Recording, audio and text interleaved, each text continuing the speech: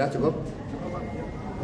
Baik, terima kasih rekan-rekan pers atas kehadiran di kantor DPP PDI Perjuangan dalam rangka rapat kerja nasional yang keempat dengan tema kedaulatan pangan untuk kesejahteraan rakyat dan subtema pangan sebagai lambang supremasi kepemimpinan Indonesia bagi dunia. Kami mengadakan serangkaian focus group discussion dengan menghadirkan para akademisi dan para peneliti, termasuk kunjungan ke beberapa kampus seperti Institut Pertanian Bogor. Dalam diskusi hari ini kami mengangkat sumber pangan dari laut sebagai jalan masa depan kita.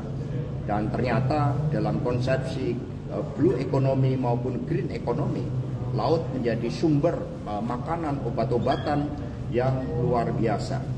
Dengan demikian, Rakernas ini akan menempatkan petani nelayan sebagai sentral di dalam meretas jalan masa depan bagi Indonesia yang berdikari di bidang pangan, yang di hulunya itu mengedepankan penguasaan ilmu pengetahuan, riset dan inovasi. Jadi politik pangannya lah yang nanti oleh Bu Megawati Soekarno Putri akan beliau sampaikan sebagai perhatian utama kita. Nah, dengan menghadirkan para peneliti, kemudian para ilmuwan, maka kepemimpinan strategik terkait di bidang pangan Indonesia bagi dunia ini akan diformulasikan dengan sangat baik. Karena itulah terkait dengan Pileg dan Pilpres, PDI Perjuangan tidak hanya menyajikan, menampilkan sosok pemimpin yang berkualitas dengan rekam jejak yang jelas, tetapi juga dengan narasi tentang visi misi khususnya di dalam pangan.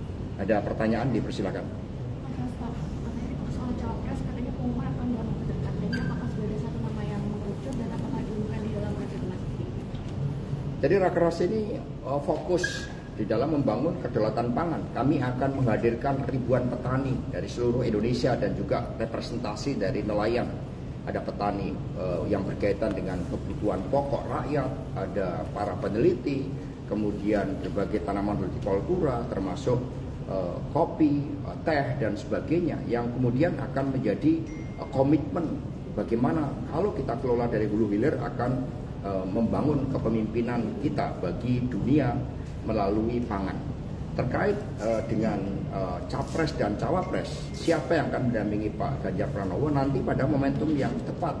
Karena pendaftaran di KPU sendiri itu kan baru dilakukan pada tanggal 19 Oktober, dimulai 19 Oktober kalau tidak salah sampai 25. Nah, sehingga dalam konteks itu kami akan mencari momentum yang sangat baik, momentum yang tepat, kalkulasi secara politik yang matang, dan kesiapan dari jajaran tim pemenangan sudah dibentuk hingga ke daerah-daerah.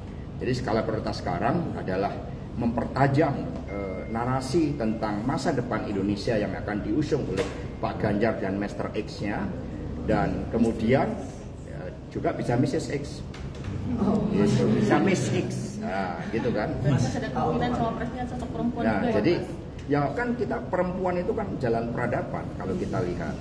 Nah, sehingga dalam konteks itu maka upaya yang dilakukan terkait dengan pengumuman itu tunggu tanggal mainnya, bisa mendekati saat-saat pendaftaran, bisa juga jauh sebelumnya. Selama pembentukan tim pemenangan nasional ini kan harus dilakukan dulu sampai ke daerah-daerah.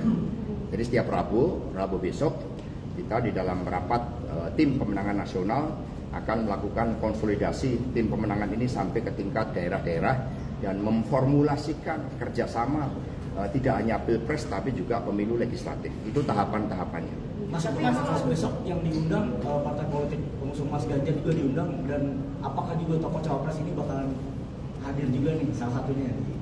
Ya, kalau tokoh bakal calon wakil presiden masih dirahasiakan, ya, masih dipersiapkan dan belum dimunculkan secara khusus, tetapi yang akan hadir juga tokoh-tokoh nasional, ada tokoh partai politik pengusung Pak Ganjar Pranowo, ada akademisi yang menaruh perhatian terhadap masalah pangan, kemudian yang tim pemenangan nasional ada para ketua, wakil, ada ketua Pak Arsyad Rashid, wakil ketua Pak Andika, kemudian ada Pak Gatot Edi Pramono, Tuan Guru Bajang, ada Benny Ramdhani dan sebagainya, serta Pak Amir dari P3, semua akan dihadirkan. Karena tema Rakernas yang pertama itu fokus kedaulatan pangan, hari yang kedua itu tertutup karena membahas tentang Pileg, hari ketiga baru membahas tentang Pilpres, sehingga ini satu nafas. Nah, yang dihadirkan juga menteri-menteri yang menjadi sahabat dari Ibu Mega dan PDI Perjuangan, dan tentu saja itu Bapak Presiden Jokowi dan Kiai Haji Ma'ruf Amin juga kami undang. Mas, ada wacana Ganjar cawapres itu tinggal diumumkan, siap diumumkan. Nah, ini sebenarnya kalau nama masih dirahasiakan, tapi kalau kalangannya dari kalangan apa sih, Mas? Nasionalis, religius? Ya sama semuanya. Yang penting dari kalangan yang punya kemampuan membangun Indonesia kita secara progresif, mempercepat kemajuan kita, punya keberpihakan terhadap rakyat yang sangat kuat. Jadi emang udah ada namanya yang Mas tinggal diumumin aja apa gimana sih? Loh kan Ibu Mega udah lama berdialog, bahkan jauh sebelum mengumumkan Pak Ganjar Pranowo, Ibu Mega ketika bertemu 3 jam dengan Presiden Jokowi pada saat makan pun sudah membahas berbagai opsi-opsi itu. Jadi perenungan itu sudah cukup lama, pencermatan sudah lama, bahkan juga memohon petunjuk dari Tuhan Yang Maha Kuasa. Siapa? Yaitu nanti tunggu pengumuman dari Ibu Megawati Soekarno Putri, karena Ibu Mega juga sudah berdialog menerima masukan dari para ketua umum partai politik pengusung Pak Ganjar. Mas, soal wacana 2 poros seperti apa? Ya, Wacana 2 poros seperti apa? Mas, ini terkait bergabungnya Mas Kaisang ini kan masih ramai di publik. Ini ada tanggapan nggak dari PDIP karena mengingat adanya aturan ADART, mungkin bisa dijelaskan terkait ADART itu juga. Tanggapan sudah banyak ya, partai mengurus hal-hal yang berkaitan dengan hajat hidup orang banyak melalui Rakernas ini. Kalau Ya. Mas PDI melihat sebagai pelanggaran soal wacana 2 poros seperti apa? Kalau misalnya Mas Ganjar jadi cawapres dari PDIP seperti apa? Atau emang Mas Ganjar nih diusung gitu ya untuk jadi capres kayak gitu? PDI Perjuangan pada tahun 2004 ikut 5 poros. Kemudian 2009 ada 3 poros.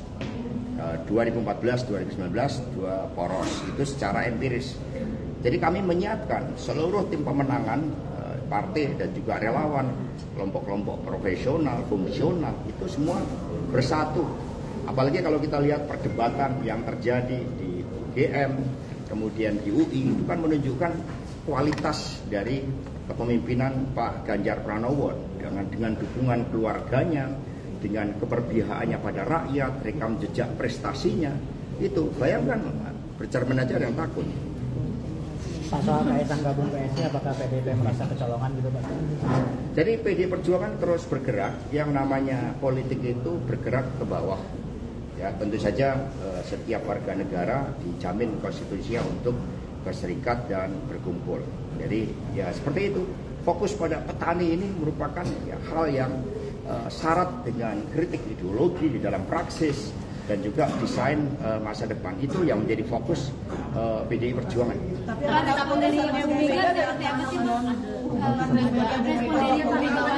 Hubungannya krek. Tapi kan bilang keluarganya itu sama dia. Tapi tanggapan dia respon dari siapa dia seperti apa? Karena kabarnya Bu Mega. Jadi aturan ADART itu Nanti Pak Munang tolong dikasih ADART ya. Pak, jadi ADART-nya biar wartawan memahami ADART dan peraturan partai. Saling konflik kerenggangan antara Jokowi dengan PDIP Pak? Apa? Ini dengan masuknya Kaisang ke PSI ini bukti kerenggangan. Bu Mega, Pak Jokowi juga. itu krek, ya, punya emotional bonding, punya desain masa depan. BRIN itu kan desain bersama-sama, Badan Riset Inovasi Nasional, punya komitmen. Jadi politik itu jangan melihat apa yang tampak di permukaan, lihat hubungan batin. Lihat komitmen terhadap masa depan, lihat komitmen terhadap rakyat Indonesia. Nanti jam 18 ada Kompolnas nih. Pastikan sikap politik Pak Jokowi di Pilpres 2024. Iya, contohnya Pak Prabowo, Mas PDI. Jadi melihat Presiden Jokowi, Ibu Mega, PDI Perjuangan itu dalam satu nafas sejarah yang panjang. Ya, dan itulah yang akan dilakukan. Dari Pilpres itu selalu membawa kejutan. Tetapi kejutannya itu apa? Bahwa yang melanjutkan kepemimpinan dari Presiden Jokowi adalah sosok yang baik dan bijaksana dan baik. Sosok yang bisa memimpin dari keluarganya, kemudian memimpin masyarakatnya dari Jawa Tengah, dan kemudian memimpin Indonesia Raya kita. Itu kejutan yang nanti akan muncul di dalam Pilpres 2024, dan itu dipersiapkan secara bersama-sama, baik oleh Ibu Mega, oleh PD Perjuangan maupun juga oleh Presiden Jokowi. Karena itulah politik harus melihat hal-hal yang fundamental, bukan yang sekedar tampak. Harus melihat strategi yang tidak tampak.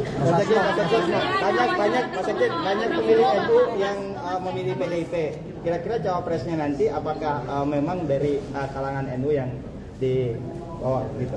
NU dan Muhammadiyah itu saudara tua PD Perjuangan. Ini teman sehayat, sekandung badan. Muhammadiyah 1912, NU 1926, dengan visi membangun Indonesia yang luar biasa, PNI sebagai akar PD Perjuangan pada tahun 1927, sehingga kami memang klop. Kami memang bersama-sama untuk Indonesia Raya. Sehingga pasti jangankan cawapres, ya, kami di PD Perjuangan memiliki kesadaran historis dan kultural serta ideologis yang sama. Apalagi capres dan cawapresnya.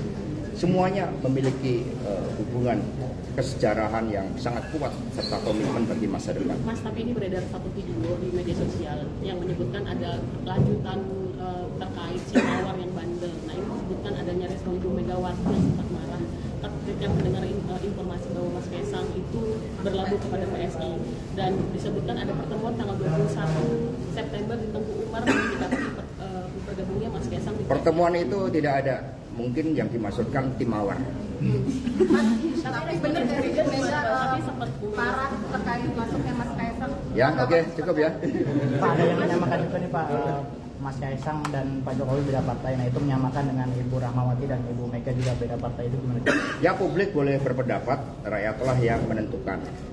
Tetapi bagi PD Perjuangan, Pak Ganjar itu hasil dari gemblengan PD Perjuangan yang menyatu dengan rakyat, gemblengan Ibu Megawati Soekarno Putri, dan juga Bapak Presiden Jokowi. Dalam strategi pemenangan pemilu yang nampaknya itu ada berbagai taktik, skenario, tapi muaranya adalah sama seperti yang disampaikan oleh Pak Jokowi, dicari pemimpin yang baik, pemimpin yang berani, pemimpin yang melanjutkan estafet kepemimpinan, dan itu adalah rambut putih Pak Ganjar Pranowo. Terima kasih.